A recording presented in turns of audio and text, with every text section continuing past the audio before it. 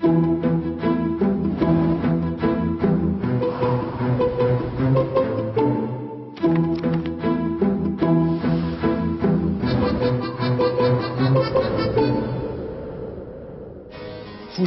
ville marche de Bretagne, plusieurs fois prise par les Français quand le duché défendait son indépendance, a gardé le charme d'une ville d'autrefois. Du haut du clocher de la cathédrale Saint-Pierre, on voit les restes des remparts qui ceinturaient la ville. Le château a conservé sa potence et ses tours. L'une date du XIVe siècle et porte le nom de la fée Mélusine, dont prétendait descendre la famille de Lusignan, qui avait régné à Chypre et hérité de Fougères.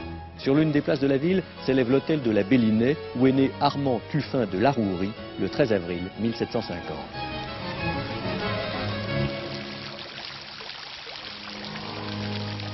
Ainsi se lisent les premières lignes de l'essai de Michel Mort, Tombeau de Larourie, qui paraît chez Gallimard. Tombeau doit être compris ici au sens d'hommage, l'hommage que le breton Michel Mort, né à Morlaix en 1914, rend à son compatriote oublié. Tous deux ont connu à un moment de leur existence l'aventure américaine. Larourie en 1777, quand il rejoint les insurgents du Nouveau Monde dressés contre l'Angleterre. Michel Mort, quand il enseigne sur la côte Est dans les années de l'après-guerre. Aussi nous emporte-t-il dans une cavalcade parfois digne de la vie de Beaumarchais. Larourie séjourne à la Trappe à la suite d'une déception amoureuse.